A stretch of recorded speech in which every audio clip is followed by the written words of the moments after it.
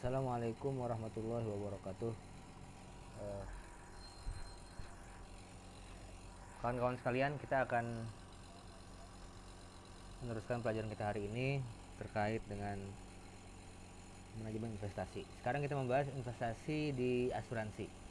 Oke, langsung saya biar lebih mudah. Ini bukan tidak disponsori oleh perusahaan asuransi ya, tapi memang supaya lebih mudah ya kita ambil contoh langsung ke produk asuransi yang umum atau biasanya dijual. Oke. Asuransi mungkin di mata kuliah lain sudah dipelajari bahwasanya memberikan proteksi atau perlindungan terhadap risiko.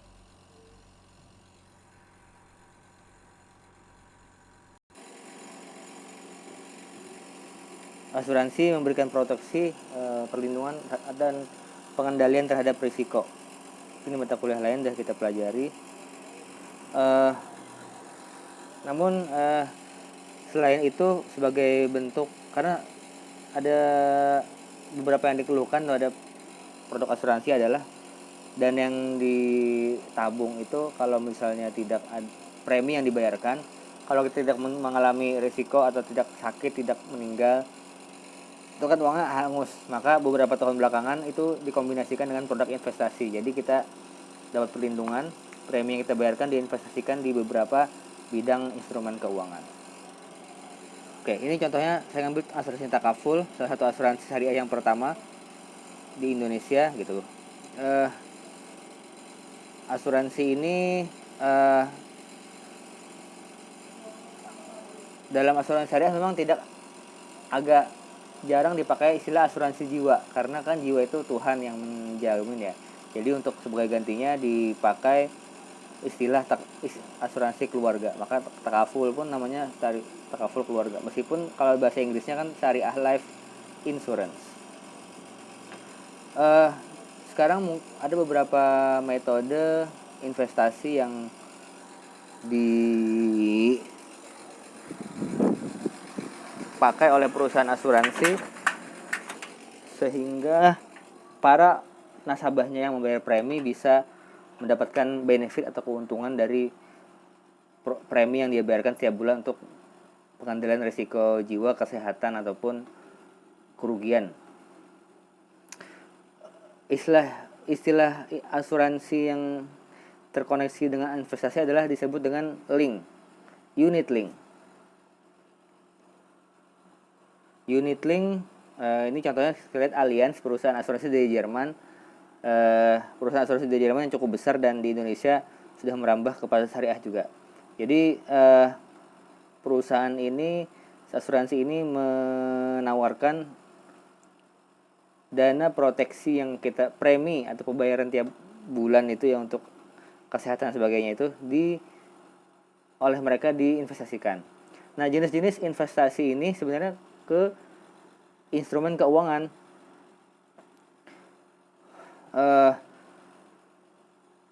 Unit link, jadi dia link dengan instrumen lain. Memang ini ada beberapa keuntungan kerugian. Kadang nasabah tidak membaca butir-butir dalam perjanjian sehingga mereka harus uang yang mereka bayarkan dan yang mereka bayarkan mungkin mengalami berkurang karena resiko dari investasi di sini ditanggung oleh orang yang nasabah yang bayar premi, bukan oleh agen, bukan oleh perusahaan.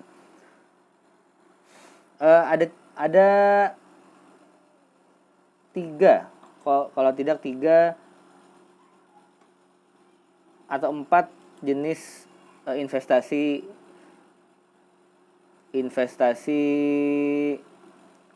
unit link di asuransi. Pertama, diinvestasikan oleh agen manajer investasi di asuransi itu ke pasar uang. Jadi bahkan mungkin 100% di instrumen pasar uang seperti deposito berjangka, surat berharga, dan surat utang jangka pendek.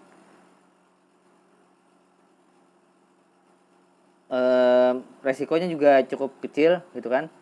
Nah, karena dia bergantung pada instrumen pasar uang. Bisa juga di bidang lain, di fixed income, diinvestasikan di obligasi atau sukuk gitu kan. kalau yang konvensional di obligasi, karena kan lumayan jangka panjang nih kalau obligasi. Kalau yang pertama tadi di pasar uang, deposito, dan juga mungkin medium term notes kalau dalam istilah surat utang yang jangka menengah. Nah kalau fixed income itu bisa di obligasi yang jangka panjang. Nanti dana yang kita premikan itu ya seperti dana investasi lain, tidak bisa kita ambil kecuali melewati masa-masa tertentu. Mungkin ada di antara kalian yang sudah pernah ditawarin untuk keluarganya agen asuransi, mungkin lebih akrab dengan produk unit link ini. Ada juga yang campuran, jadi campuran antara obligasi, pasar uang, mungkin saham juga ada, yang mana itu dicampur dan dibikin komposisi tertentu sehingga didapatkan angka return atau pengembalian yang rata-rata. Sebenarnya ini mirip dengan manajer investasi ya, perusahaan-perusahaan seperti Bareksa atau Reksa dan lain sebagainya yang membuat yang mengatur investasi dari nasabah, itu biasanya juga dicampurkan kan, investasinya ada di pasar saham, ada di obligasi, ada surat berharga, ada deposito, surat utang jangka pendek, jangka menengah, jangka panjang. Ini contohnya Allianz. Cuman memang saran dari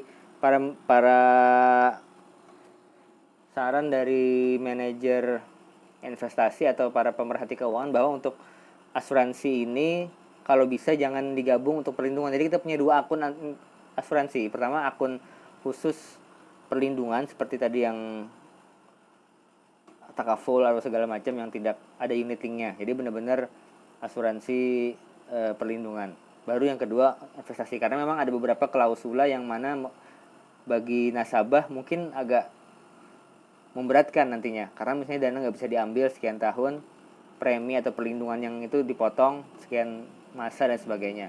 Memang harus detail untuk membaca klausula yang ada di perjanjian, karena biasanya kalau agen asuransi ini kita lebih fokus ke agennya, bukan kepada klausula yang tertulis di surat perjanjian. Itu karena nanti ada perhitungan umur, penyakit yang diderita dan lain-lain. Jadi ini sekilas tentang asuransi. Nanti saya kasih ada link mengenai bagaimana cara berinvestasi di unit link asuransi yang aman dan relatif aman atau resikonya rendah, agar tidak tertipu atau tidak terjebak dalam investasi yang ternyata risikonya besar. Karena memang ini juga ada risikonya. Beberapa kasus para manajer investasi di asuransi ini menginvestasikannya ke bidang yang berisiko tinggi, saham gorengan misalnya, atau instrumen lain yang risikonya besar. Dan juga di asuransi ini seperti halnya di manajer investasi lain, kita tidak tahu kemana dibelikan portofolio kita itu dibelikan apa aja sih, itu kita mungkin kurang tahu. Beberapa memang dibebaskan atau seperti mudarobah mutlaqah ya, dibebaskan si manajer investasi untuk menaruh dana kita di bidang yang dia kira bisa menghasilkan keuntungan. Jadi memang harus hati-hati juga kalau memang suatu saat di antara kita ada yang di bidang asuransi ini, asuransi unit link atau asuransi yang terkait dengan investasi, agar intinya adalah membaca segala macam perjanjian yang ada, membaca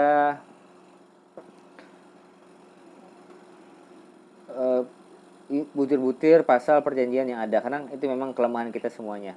Baik, sampai mungkin pengantar sedikit di sini. Nanti kalau seandainya ada pertanyaan silakan di grup WA. Sekian. Wassalam.